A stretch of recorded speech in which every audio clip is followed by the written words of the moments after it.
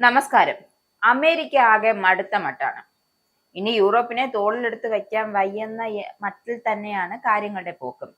നിലവിലെ ഉക്രൈൻ സംഘർഷത്തിൽ നിന്നും തന്ത്രപരമായി പിന്മാറാനുള്ള ഒരുക്കത്തിലാണിവർ.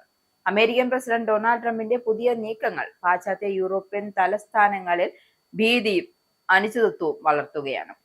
അമേരിക്കയുടെ പിന്മാറ്റം എന്നത് റഷ്യൻ ഫെഡറേഷനുമായി ഒത്തുതീർപ്പ് ചർച്ചകൾക്ക് സാധ്യത തുറക്കുകയും അമേരിക്കയുടെ പിന്തുണയില്ലാതെ ഉക്രൈനെ താങ്ങി നിർത്താൻ കഴിയാതെ യൂറോപ്പ് ഒറ്റപ്പെടുകയും ചെയ്യുമെന്നാണ് റിപ്പോർട്ട്.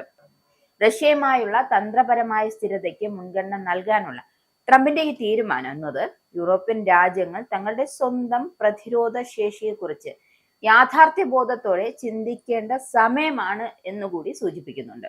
ഉക്രൈൻ വിഷയം യൂറോപ്പിന്റെ മാത്രം ബാധ്യതയായി മാറുകയും അമേരിക്കൻ പിന്തുണയില്ലാതെ റഷ്യൻ താൽപര്യങ്ങൾക്ക് അനുസൃതമായി ഒരു വെടിനിർത്തലിനോ സമാധാന ഉടമ്പടിക്കോ യൂറോപ്പ് നിർബന്ധിതരാവുകയും ചെയ്യും. അത് ഈ സാഹചര്യത്തിലാണ് റഷ്യയുടെ നിലപാടുകൾക്ക് അന്താരാഷ്ട്ര തലത്തിൽ അംഗീകാരം ലഭിക്കാനുള്ള സാധ്യത വർദ്ധിച്ചത്. യൂറോപ്യൻ യൂണിയന്റെ ആഭ്യന്തര കലഹങ്ങളും സാമ്പത്തിക വിഷയങ്ങൾ പോലും ഒറ്റക്കെട്ടായി തീരുമാനമെടുക്കാനുള്ള അവരുടെ കഴിവില്ലായ്മയൊക്കെയാണ് ഇതിലൂടെ വ്യക്തമാകുന്നത്. റഷ്യയുമായുള്ള തന്ത്രപരമായ സ്ഥിരതയ്ക്ക് മുൻഗണന നൽകാനുള്ള ട്രംപിന്റെ തീരുമാനം യൂറോപ്യൻ രാജ്യങ്ങൾ തങ്ങളുടെ സ്വന്തം പ്രതിരോധ ശേഷിയെക്കുറിച്ച് യാഥാർത്ഥ്യബോധത്തെ ചിന്തിക്കേണ്ട സമയമാണ് എന്നുകൂടി സൂചിപ്പിക്കുന്നുണ്ട്. ഉക്രൈൻ വിഷയം യൂറോപ്പിന്റെ മാത്രം ബാധ്യതയായി മാറുകയും അമേരിക്കൻ പിന്തുണയില്ലാതെ റഷ്യൻ താൽപര്യങ്ങൾക്ക് അനുസൃതമായി വെടിനിർത്തലിനോ സമാധാന ഉടമ്പടിക്കോ യൂറോപ്പ് നിർബന്ധിതരാവുകയും ചെയ്യുന്ന സാഹചര്യത്തിലാണ് റഷ്യയുടെ നിലപാടുകൾ അന്താരാഷ്ട്ര തലത്തിൽ അംഗീകാരം ലഭിക്കാനുള്ള സാധ്യത വർദ്ധിച്ചു വരുന്നത്. യൂറോപ്യൻ യൂണിയന്റെ ആഭ്യന്തര കലഹങ്ങളും സാമ്പത്തിക വിഷയങ്ങൾ പോലും ഒറ്റക്കെട്ടായി തീരുമാനമെടുക്കാനുള്ള അവരുടെ കഴിവില്ലായ്മയൊക്കെയാണ് ഇതിലൂടെ വ്യക്തമാകുന്നത്. റഷ്യയുമായി ഒരു താൽക്കാലിക കരാറിൽ ട്രംപ് ഭരണകൂടം ഉടൻ ഒപ്പുവെക്കുമോ എന്ന ഭയം യൂറോപ്യൻ നേതാക്കൾക്കുണ്ട്. ഇത് സംഭവിച്ചാൽ അമേരിക്കയുടെ സൈനിക സുരക്ഷ പിന്തുണയില്ലാതെ സംഘർഷം കൈകാര്യം ചെയ്യാൻ യൂറോപ്പിലെ ഉക്രൈൻ പിന്തുണക്കാർക്ക് കഴിയില്ല.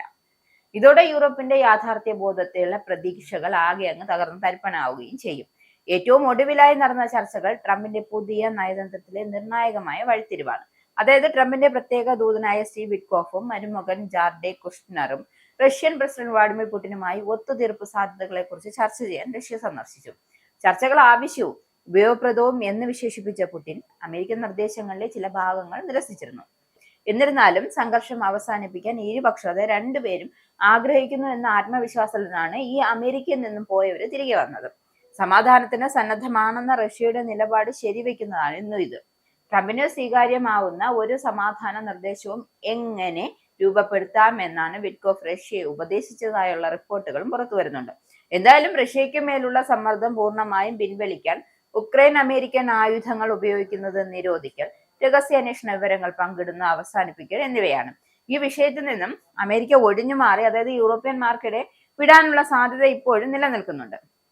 റഷ്യയിൽ നിന്നും ഉക്രൈനിൽ നിന്നും മുൻ ബ്രിട്ടീഷ് പ്രതിരോധ അറ്റാഷെ ജോൺ ഫോർമാൻ അഭിപ്രായപ്പെട്ടത് അമേരിക്കയ്ക്ക് യുക്രൈനെ ഒറ്റിക്കൊടുക്കാൻ കഴിയുമെന്നാണ് ഫ്രഞ്ച് പ്രസിഡന്റ് ഇമ്മാനുവൽ മാക്രോൺ മുന്നറിയിപ്പ് നൽകിയതായി റിപ്പോർട്ടുകൾ പുറത്തുണ്ട്. അതേസമയം ജർമ്മൻ ചാൻസലറായ മെൽസ് അമേരിക്ക കളിക്കുകയാണെന്നും ആരോപിച്ചതായും പറയുന്നു. എന്തായാലും യൂറോപ്പ് ഇപ്പോൾ എത്തി നിൽക്കുന്നത് രാഷ്ട്രീയ അസ്ഥിരതയും ആത്മവിശ്വാസക്കുറവും ഈ ഭയം വർദ്ധിപ്പിക്കുന്നുണ്ട്. യൂറോപ്പിന്റെ അസ്വസ്ഥതകൾ വർദ്ധിപ്പിച്ചുകൊണ്ട് തന്നെയാണ് ട്രംപ് അടുത്ത 33 പേജുള്ള ദേശീയ സുരക്ഷാ തന്ത്രം പുറത്തിറക്കിയിരുന്നു.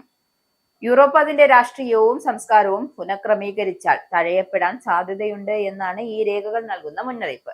സംഘർഷത്തെക്കുറിച്ച് അമേരിക്കയുടെ യൂറോപ്യൻ പങ്കാളികൾ യാഥാർത്ഥ്യബോധമില്ലാത്ത പ്രതീക്ഷകൾ പുലർത്തുന്നുണ്ട് എന്നും റഷ്യയുമായി ഇടപെടുന്നതിൽ ആത്മവിശ്വാസക്കുറവുണ്ടെന്നൊക്കെ ആരോപണമുണ്ട്.